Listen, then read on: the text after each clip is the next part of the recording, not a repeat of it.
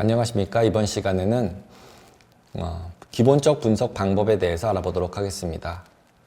기본적 분석 방법에는 탑다운 방식과 버텀업 방식이 있습니다.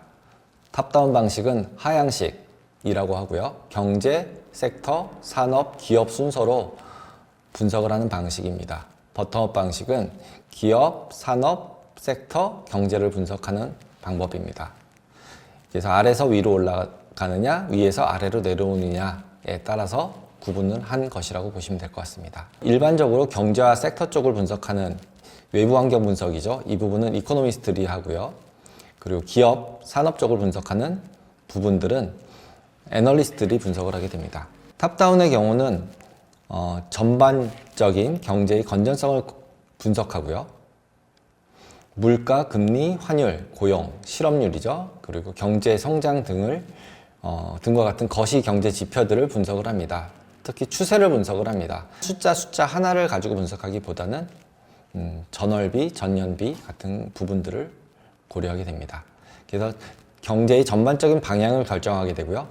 최고의 투자 기회를 제공하는 산업 및 경제 부문들을 식별하는 것이 가장 중요한 역할이라고 볼 수 있습니다. 이 부분에는 정부의 정책 분석도 들어갑니다. 식별된 산업 및 부분 내에서 특정 전망, 특정 산업의 전망이라고 봐야 되겠죠. 그리고 잠재적인 기회가 어디에 있는지를 평가할 수 있는 그런 안목이 있어야겠습니다. 유망한 산업 내에서 개별 주식을 분석하고 그 개별 주식을 선택하여 매매하게 되겠죠.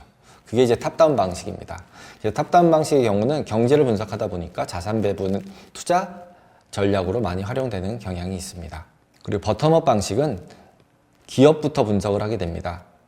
개별 주식 분석이 첫 번째이기 때문에요. 경기와 상관없이 개별 주식이 전체의 산업보다 더 나은 성과를 낼 수 있다라는 믿음이 있는 것입니다. 회사의 과거 수익, 이익, 마진과 같은 공개된 정보들, 그리고 미래 성장에 대한 예측들, 부분들을 가지고서 그 회사를 분석하게 됩니다. 그리고 그 분석이 끝났으면은 이제 그 산업 쪽을 분석을 하게 되고요. 그 산업까지 좋다고 하면 그 시대의 그 상황의 경제 상황을 분석하게 됩니다. 거꾸로 내려왔습니다. 그래서 버텀업과 탑다운은 순서가 좀 다르다. 그리고 버텀업에서는 기업을 분석하기 때문에 집중 투자를 하게 됩니다. 이 두 가지 방법들이 있는데, 방법론이 있는데요. 두 방법론 다 장점과 단점이 있습니다. 탑다운의 장점은 리스크가 상대적으로 적다는 거고요. 그리고 회계 지식이 좀 얕아도 경제신문 정도를 볼 수 있는 상황이면 의사결정하는데 도움을 많이 그냥 할 수 있다라는 거고, 버텀업 같은 경우는 큰 수익의 가능성도 있고 또 시점에 상관없이 상승하는 종목을 찾을 수도 있습니다.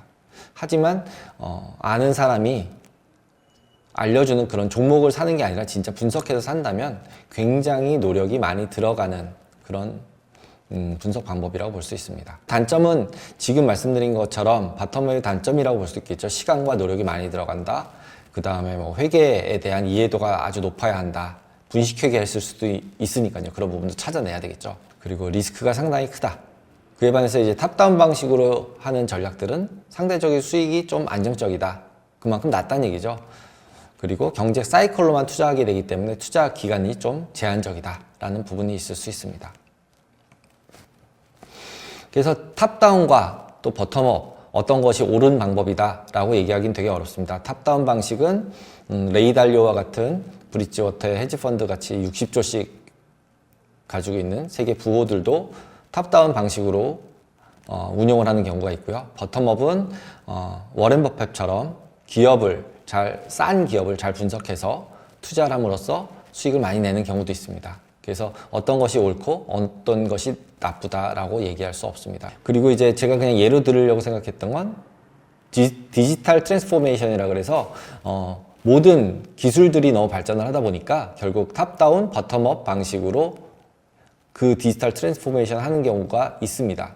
근데 탑다운은 뭐냐면 IT 부서에서 총괄을 해서 이제 부서의 리더들, 또 CEO들, 경영진들이 프로젝트를 실행하고 결정한 다음에 개발진들이 개발하게 되는 경우고요. 바텀업 같은 경우는 기업의 최전선에 있는 사람들, 프론트에 있는 공장, 유전 이런 데서 맨 앞쪽에 있는 사람들이 그 시설 운용자들이 실제 자기 비즈니스 프로세스의 문제점을 정의하고 찾고 그걸 해결하는 방법을 모아서 실무자들이 프로젝트를 실행하는 방식입니다. 즉 기업이 경제를 이끄는 그 프론트라고 보시면 되고요.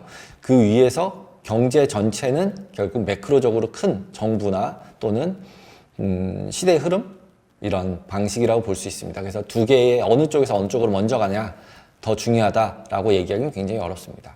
하지만 두 개가 믹스돼야 된다는 게 오늘 제가 드리고 싶은 말씀입니다. 꼭 버텀업이나 탑다운이 좋은 게 아니라 두 가지를 잘 믹스해서 해야 한다. 가장 높이 나는 새가 가장 멀리 본다는 갈매기의 꿈에 있는 말이 있고요.